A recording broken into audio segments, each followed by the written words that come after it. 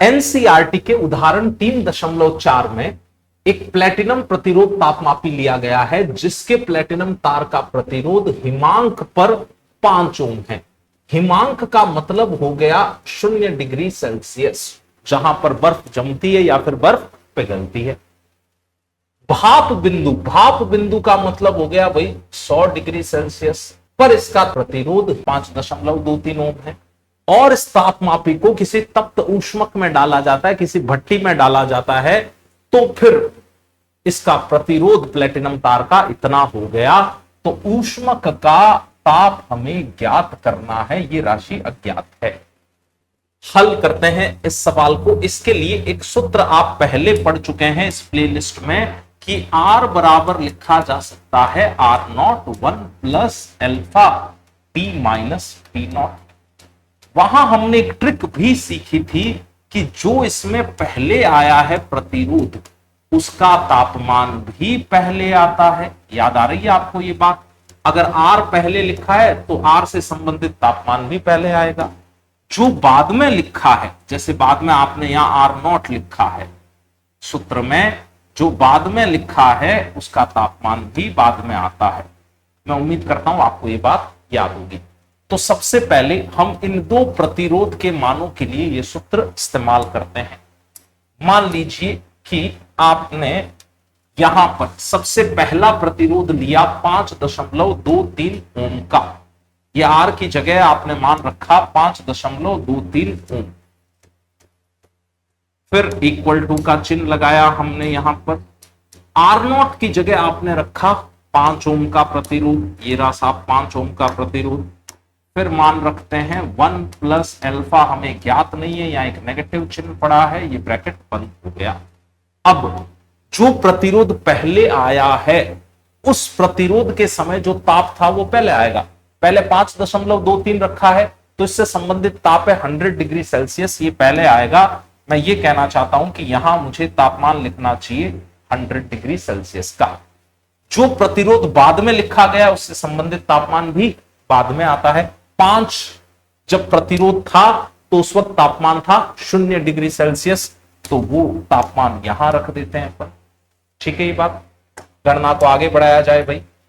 ये 5 को इधर भाजित कर दिया तो 5.23 बटा 5 is equal to 1 plus alpha into 100 दिखाई दे रहा है। ठीक है, 5.23 बटा 5 कितना हुआ? 1.046। भाजित करने से ये हुआ। इस 1 को मैं इधर ले आया तो आपके पास आ गया -1 is equal to alpha into 100, यानी कि अल्फा का मान आ गया 0.046। 1.046 में से ये 1 घटा दिया बटा ये 100 नीचे आ गया, और अल्फा है तो इसलिए डिग्री सेंटीग्रेड इनवर्स या केल्विन इनवर्स में मान रख सकते हैं। अब पुनः ये सूत्र लगा के हम सवाल को हल करने वाले हैं। यही सूत्र पुनः लगा रहा हूं। अंतिम जो प्रतिरोध है प्लेटिनम तार का वो इतना हो गया 5.795। तो सबसे पहले तो ये मान लिखा मैंने, ये सूत्र पुनः प्रयुक्त करते हुए, यही वाला सूत्र 5.795। फिर इक्वल टू का चिन्ह लगाया यहां पर हमने। फिर R0 के लिए मान लीजिए मैंने ये प्रतिरोध काम में ले लिया 5 ओम का, तो 5 ओम का प्रतिरोध यहां रख देते हैं अपन। फिर ब्रैकेट 1 प्लस अल्फा अभी ज्ञात किया था, अल्फा था 0.046 बटा 100।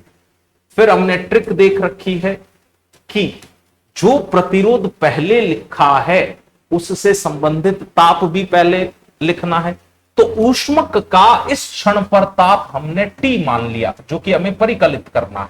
ठीक है, ये T अज्ञात है तो यहां ताप T लिख दिया भाई। T ताप पर प्रतिरोध इतना है। अच्छा, ये 5 प्रतिरोध कब था? 0 डिग्री सेल्सियस पर 5 प्रतिरोध था, तो यानी कि यहां अब जो लिखेंगे वो मान आने वाला है 0। अगर तापमान T है तो प्रतिरोध इतने ओम है, अगर तापमान 0 डिग्री सेल्सियस है तो प्रतिरोध इतने ओम है। अच्छा, मैंने ओम क्यों नहीं लिखा है? क्योंकि ओम निरस्त होना है गणना में। चाहे आप यहां देख लो, यहां लिखते 5.23 ओम, यहां लिखते 5 ओम, ओम से ओम निरस्त हो जाता ना, इसलिए मैंने ओम लिखा ही नहीं है। ऐसा ही यहां ओम लिखते तो निरस्त हो जाता, इसलिए ओम लिखा नहीं। चलो गणना आगे बढ़ाते हैं अपन, तो देखते हैं इससे क्या मान प्राप्त होता है। तो गणना आगे बढ़ाने के लिए ये 5 को भाजित कर रहा हूं, 5.795 बटा 5, ये 5 इधर आ गया, और इधर मेरे पास बचा 1 प्लस 0.046 बटा 100, इधर आगे पड़ा है टी, -0 का तो कोई मतलब नहीं, ठीक है ये बात। इस 1 को इधर ले आते हैं, 5.795 बटा 5 -1 इज इक्वल टू 0.046 बटा 100, और ये टी यहां पड़ा रहा, ठीक है।